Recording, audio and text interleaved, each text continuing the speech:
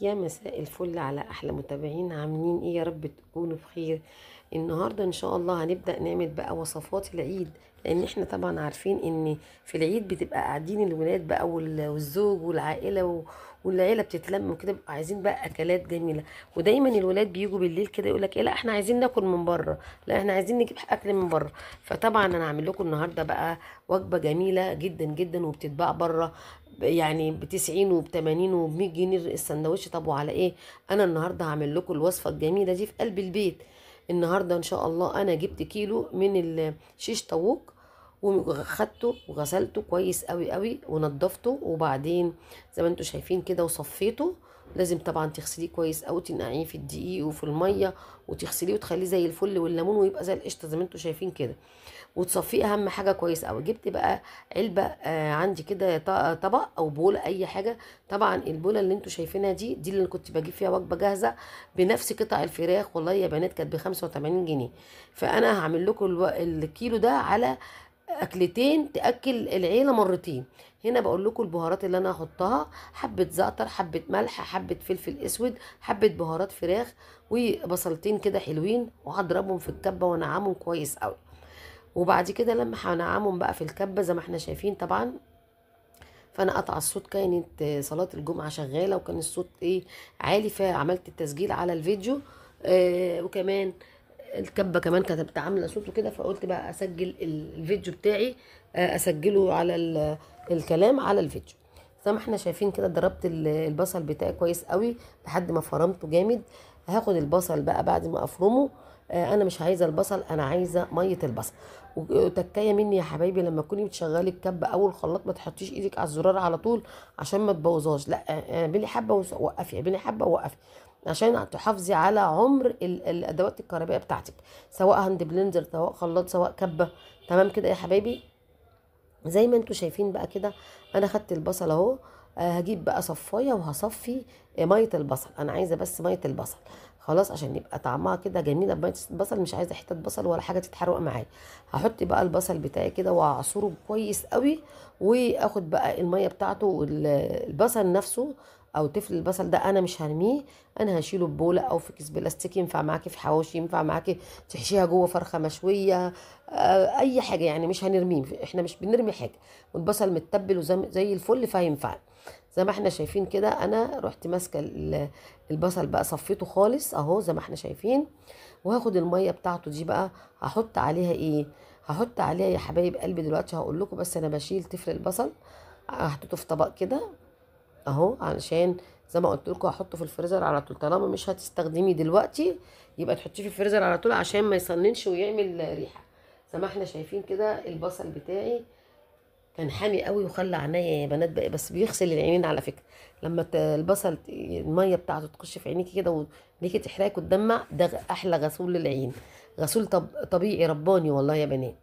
فخلاص بقى كده انا صفيته. بصوا الميه بقى اللي نزلت من البصل دي، طبعا مبهره وزي الفل عشان كنت حاطه معاهم البهارات.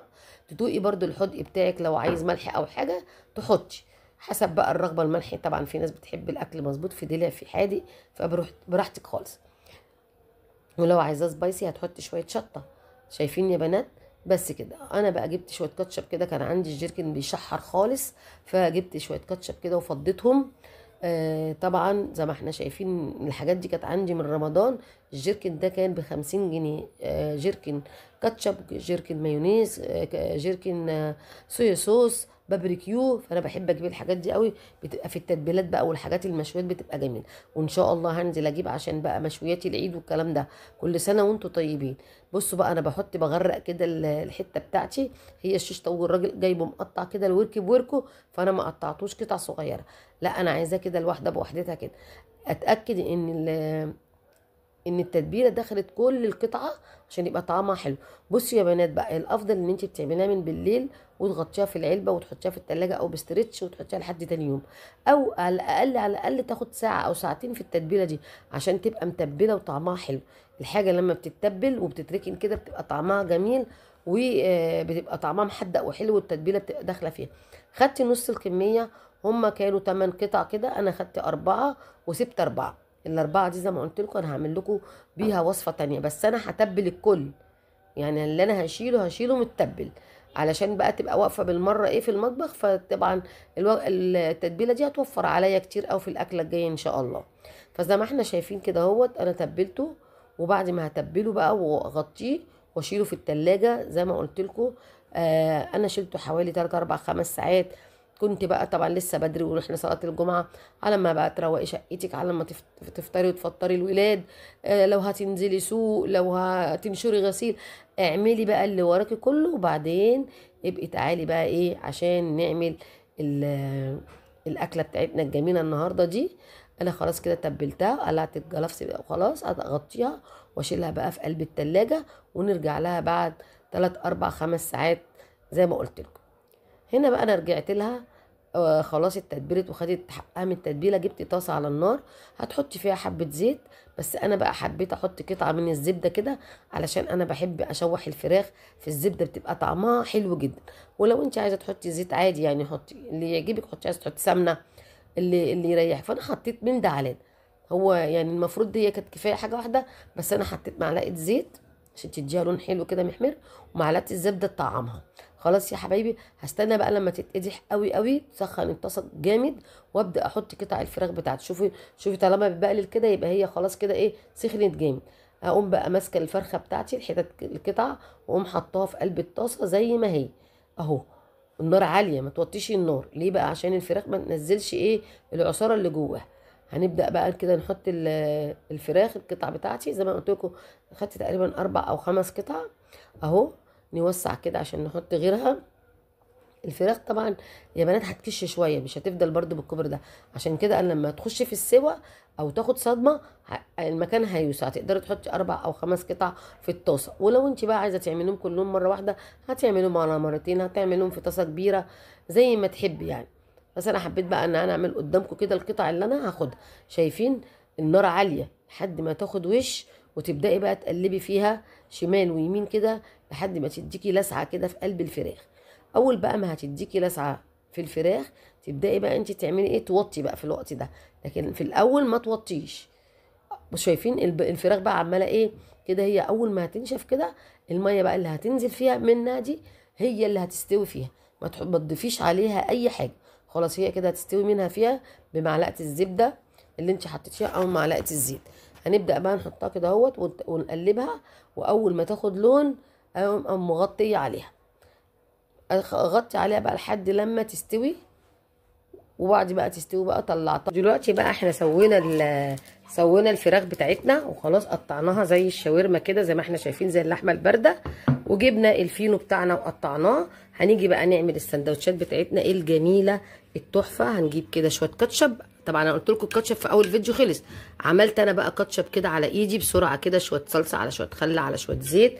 وجبت كده كان عندي كرومبايه اللي هي بتاعت الكولوسلو، وقطعتها كده اهوت. ونحط بقى شويه فلفل، عايزه حامي عايزه سبايسي زي ما انت عايزه، وتحطي كمان شويه مايونيز. لقيت بقى العلبه فيها حبه، قلت الحمد لله هنحط شويه مايونيز بس فيها حبه صغيرين خالص، فانسان نحاول نفضيهم. وهنا هنحط كمان قطع الفراخ بتاعتنا الجميله ديت. شايفين يا حبايبي؟ تحشي بقى كده السندوتشات بتاعتك.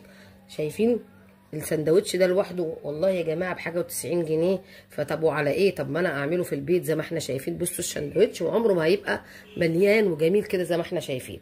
شوفوا بقى هيطلع معانا كام سندوتش كده، وانا كمان ما عملتش كل الكميه. هحط كمان هنا حبه كاتشب نفس القصه اهو. المايونيز بقى مش عايز يتخر بقى، ده عايز بقى ايه يعني، بصوا يتصفى على الاخر. اللي عايز بقى يبقى يصفي المايونيز يصفي. وكنت ممكن اعمل جنبها طوميه برضو، بس انا ايه اكتفيت بالكاتشب. سلطه الطحينه ماشي. شايفين يا حبايبي؟ تحطي بقى الفراخ بتاعتك كده. هوريكم انا هتعمل معايا كام سندوتش بالكميه اللي انا عملتها، ومش كل كميه الفراخ. واستنوني طبعا هعمل لكم وصفه تانية بالنص التاني. ما شاء الله اللهم بارك. الفينو بقى ده طبعا هيرمي معاكي. عايزه بقى تعملي في عيش بلدي، بس الصراحه هي يا في فينو يا في كايزر هتبقى احلى. شايفين يا حبايبي اهو كده؟ ممكن تكرملي بصل برضو وتحطيه، مش هيقول لا، هتبقى طعمها جميل. تعملي بقى زي المحلات بالظبط، زي المحلات، وتقدمي كده لاولادك السندوتشات الجميله اللي احنا شايفينها ديت. ايه رايكم؟ ايه بقى رايكم في السندوتشات الجميله اللي احنا عملناها دي؟ بصوا بسم الله ما شاء الله اللهم بارك، طلعت كميه قد ايه. وكمان عندي يعمل سندوتشين كمان، يعني دول 5 سندوتشات، ممكن اعمل سندوتشين كمان، بس طبعا انا هعمل على قد اللي هياكل. وانا جايبه فيه برده تاني، اللي عايز ياكل يبقى ياكل، على ان الكيس فيه 5 ترغيفه، فانا عملتهم بسم الله ما شاء الله اللهم بارك زي ما احنا شايفين كده. ايه رايكم؟ تعالوا كده نقطع سندوتش كده ونشوفه. شايفين السندوتش بقى؟ بصوا محشو جميل ازاي، بفلفل بقى بالواناته بكله. تعالوا بقى كده نشوف السندوتش بتاعنا. ايه رايكم؟ ايه رايكم في الجمال ده؟ نفسي كده تجربوه وما تشتروش حاجه من بره، وتعملي لاولادك كل حاجه في البيت. بصوا السندوتش مليان ازاي وجميل ازاي، وانت حاجه نظيفه وعاملاها في البيت. اتمنى الفيديو يكون عجبكم، وتستنوني ان شاء الله في فيديو جديد ووصفه جديده مع مس امال وابداعاتها في الاكلات الجميله، الاكلات المطاعم الحلوه دي. مستنيين. بالسلام عليكم، كل سنه وانتم طيبين.